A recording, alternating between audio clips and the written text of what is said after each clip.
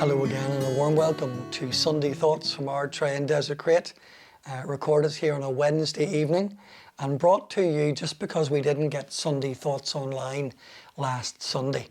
And I know that many of you follow faithfully, so this really is a condensed version of what we did in church last Sunday. A couple of announcements before I share a thought. Most of you will have heard that our former rector, Canon Norman Porteous, tragically lost his son Mark last week. In fact, the funeral was on Monday of this week. And so we want to send our deepest sympathy on behalf of all in our parish to Norman and to Janet and to their daughter Judith and to the wider family circle. We also remember, of course, Her Majesty the Queen and her family after the death of Prince Philip. We keep them in our prayers in the days ahead. Here's today's reading from John 20.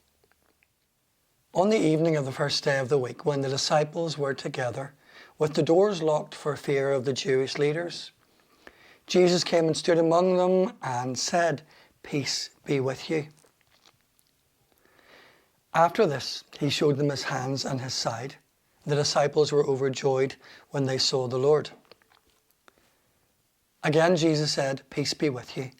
As the Father has sent me, I am sending you." And with that he breathed on them and said, "Receive the Holy Spirit. If you forgive anyone their sins are forgiven. If you do not forgive them, they are not forgiven." Now Thomas, also known as Didymus, one of the 12, was not with the disciples when Jesus came. So the other disciples told him, "We have seen the Lord." But he said to them, "Unless I see the nail marks in his hands, and put my finger where the nails were, and put my hands in his side, I will not believe." A week later, his disciples were in the house again, and Thomas was with them. Though the doors were locked, Jesus came and stood among them, and said to them, "Peace be with you." Then he said to Thomas, "Put your finger here. See my hands. Reach out your hand and put it to my side. Stop doubting and believe." Thomas said to him, "My Lord and my God." Then Jesus told him, "Because you have seen me, you have believed. Blessed are those who have not seen and yet believe." I don't know about you, but often I feel quite disappointed at this time of year, and it's a weather-related thing. I'm often thinking to myself, it should feel like spring.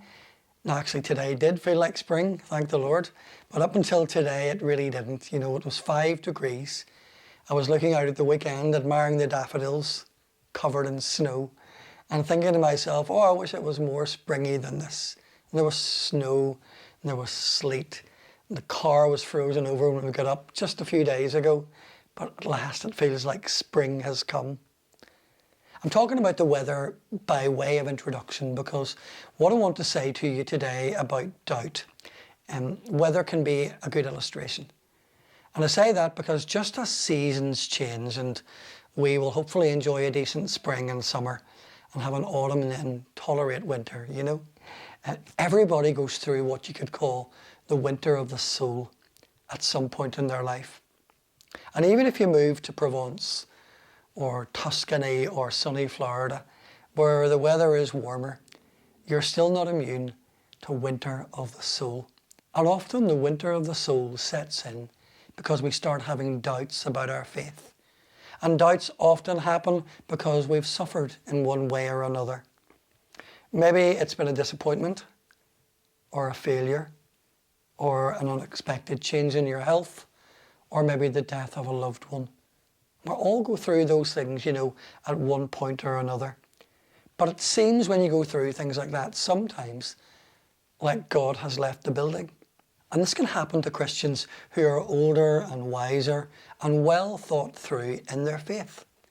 For example, the Belfast-born C.S. Lewis, the well-known writer and academic, was really well known for his Christian faith.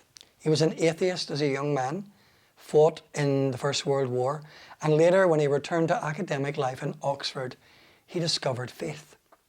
But when he lost his wife, Joy, to cancer, he went through spiritual winter. And he wrote these words, go to him, that is God. When your need is desperate and all other help is vain, and what do you find? A door slammed in your face, a sound of bolting and double bolting on the inside, and after that, silence. Now that's C.S. Lewis. Today, in the light of our Bible reading about the disciple called Thomas, we're thinking about faith and doubt, and how long periods of doubt can feel wintry. But I want to point out some ways in which doubt can actually be good for us, as well as cautioning some ways in which doubt can damage us. If we're honest, we can doubt God or God's presence or God's love for many reasons.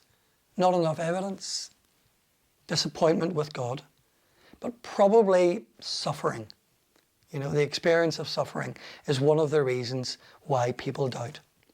And it's actually, I think, only within sort of Christianity that suffering is a philosophical issue. If you were a Hindu, for example, you would just view suffering as bad karma. You have this idea that you're here, but you've been here before as something or someone else. And so if you're suffering, you may well be paying back for the time when you used to be a cat and you killed too many birds and left them on your mum's back step.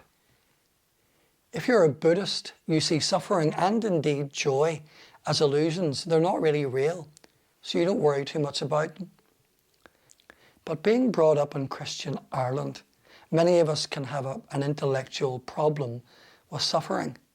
Why does God allow tsunamis, cancers, suicides, car crashes, freak accidents, mental health problems?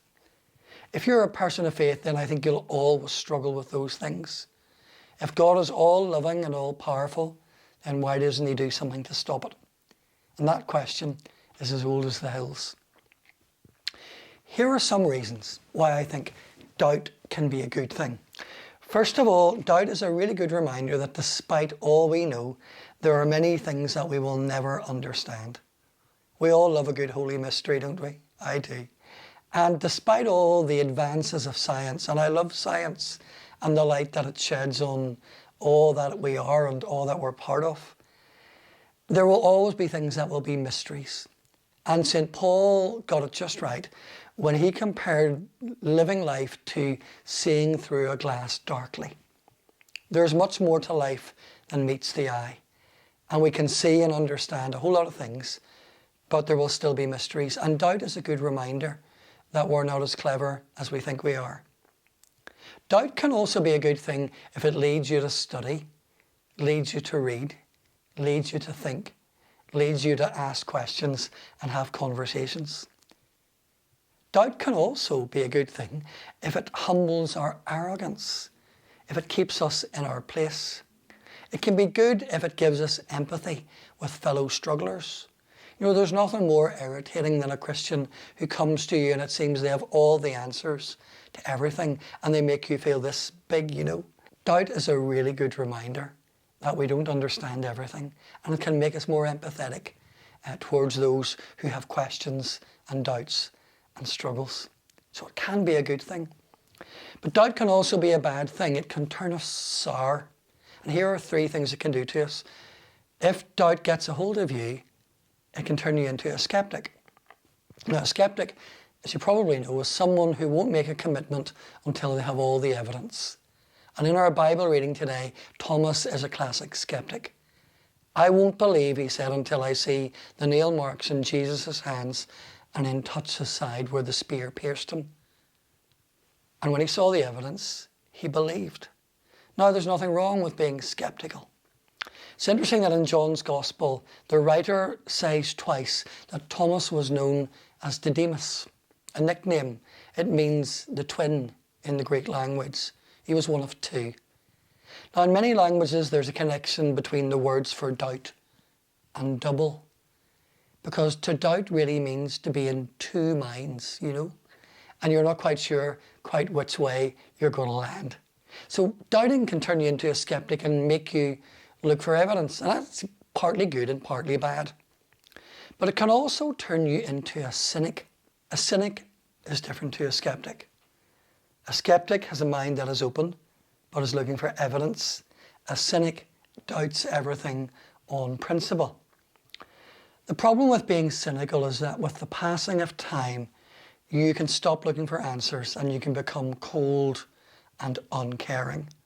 Sadly, some of the most cynical people I've ever met are older clergy. I'm pushing 59 and so far so good, and I hope I don't end my life as a cynic. Doubt can turn you into a skeptic, it can turn you into a cynic, it can also turn you into a rebel, it can lead to rebellion against God and living a life of unbelief. So doubt can be good and doubt can be bad. Someone once put it like this: doubt is a good servant, but it is a terrible master. And those are very wise words. Doubt can be a good servant, but it's a terrible master. Look, all of us are going to have times, maybe when we're going through wintry experiences and times are hard. We're all going to go through times when we doubt God's love or God's presence or God's good purposes for our life. When doubt sets in, do your best to make it work for you rather than working against you. Try and keep it in its place. And remember my conclusion today: doubt can be a good servant, but a terrible master. Thank you for listening. I hope you found Sunday/Wednesday thoughts helpful. And God willing, we'll catch up with most of you again at the weekend.